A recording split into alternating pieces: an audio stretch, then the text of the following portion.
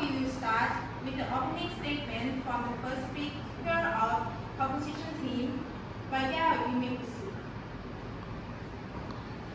Good afternoon, my name is Priya Pandapot, and we are here to propose the motion that sex education must be taught in high schools. Our team strongly agrees with this motion because many Thai students learn about sex from the internet, which can sometimes be inaccurate or misleading. Teaching sex education in school allows students to receive correct and age-appropriate information about their bodies, relationships, and safety. It helps them understand important topics such as consent, respect, and personal boundaries, while also reducing problems like teenage pregnancy and sexually transmitted disease. Therefore, we believe that teaching sex education in high schools is not about promoting sexual activity, but about giving students the right knowledge to protect themselves, make responsible choice, and grow into confidence to inform adults. Thank you. Thank you.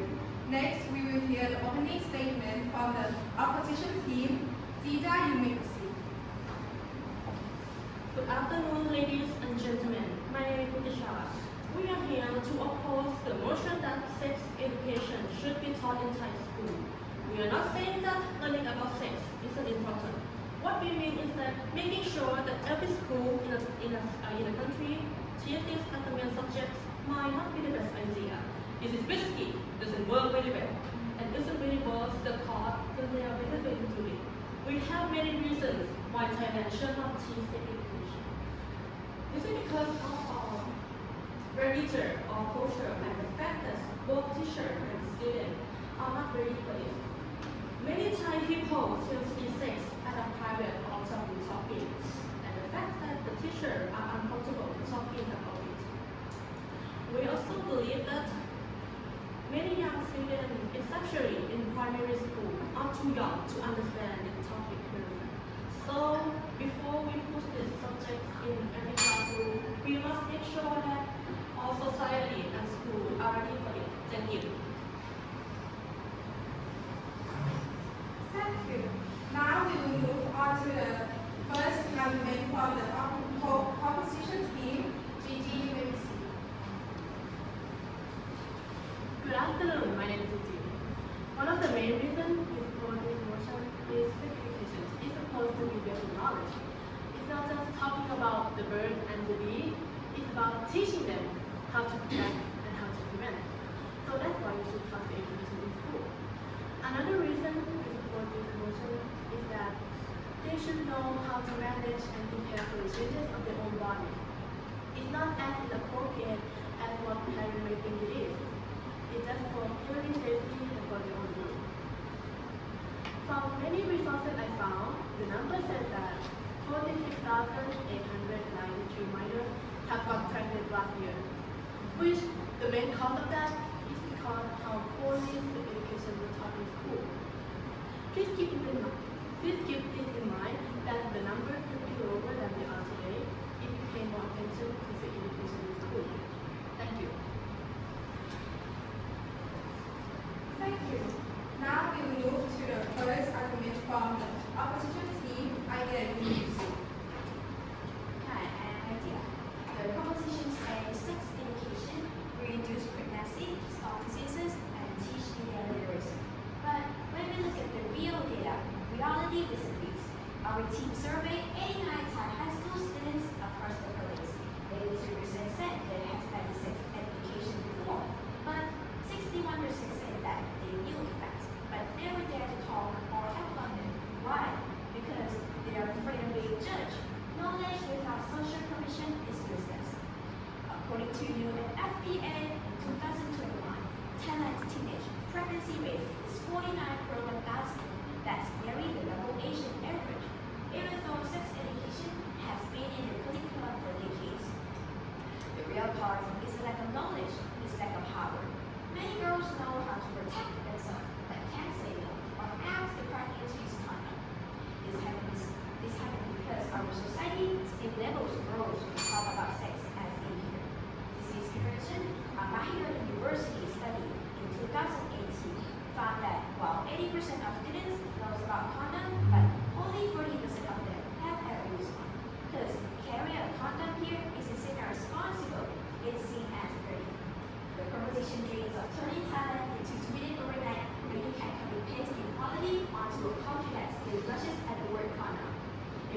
screen layout into an upgrading system is yours. Thank you. Thank you. For now, we will hear the statement arguments from the opposition team as we may proceed. Good afternoon, everyone. My name is Paz. I have more information. So, according to UNICEF in 2022, sex education really helps young people learn more about their life skills, like digging deeper and digging carefully. And they have more about communicating skills that that they can use in the future for their career, their partner, or their school teaching or something. And it really helps students to avoid how to be how how to avoid early pregnancy and disease. And sex education really helps reduce bullying and discrimination. Sex education really helps Thai people because so much of Thai students have been pregnancy. They have about family problem and skill problem. They get bullied because they don't have knowledge about sex education. They don't have any knowledge about sex. And Thai is sex education because they need to think that teach students how to protect themselves. Thanks. Thank you. Next, we will move to the second argument from the opposition team. Namta, you may proceed. Hi, I'm Nanda. With the being said, importing Western into Thai society is actually dangerous because Thai society is built on strong religious and cultural values that still treat sex as something private and shameful. In Buddhism, for example, sexual topics are often linked with moral purity. So when teachers try to teach sex education, they sometimes mix it with personal belief instead of real science. I've seen this myself in my own school. One health teacher how to make jokes about sex and use inappropriate comments that make classmates laugh. And even though it makes them weak, it creates feelings. And that's the problem. When teachers aren't properly trained, essentially, study isn't for them. So sex education turn into entertainment and education. Finally, we will listen to the closing statement from both teams. First, the opposition team. Hearn, you may proceed. Good afternoon. I'm Parma Thawati. I'm the final speaker. We believe that sex education is not about encouraging young people to have sex. It is about teaching them knowledge, safety, and respect. By providing proper sex education in Thai schools, we can help students make informed decisions, prevent teenage pregnancy, and reduce sexual violence. Every student deserves to understand their own body and emotions without fear or shame. When students have the right information, they are more confident, respectful, and prepared for the future. If we truly want to protect and empower the next generation, we must give them the tools they need.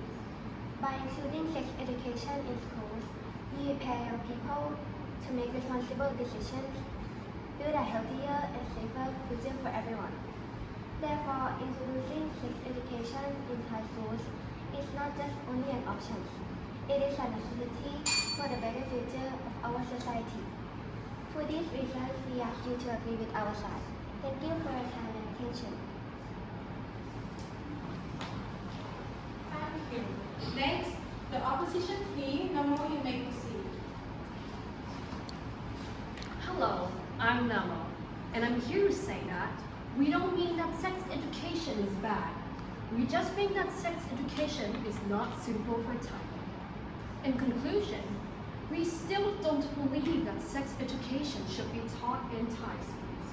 You can't teach consent in schools that cut students' hair without asking. UNICEF and UNFPA both say that sex education about human rights values becomes control, not education. Thailand still has strong religious and cultural limits and a deeply ingrained culture of deference and avoidance. People are simply not ready to talk about sex openly. If we start now, students will feel shy, teachers will feel awkward, and parents will disagree, potentially leading to widespread rejection and making future attempts harder.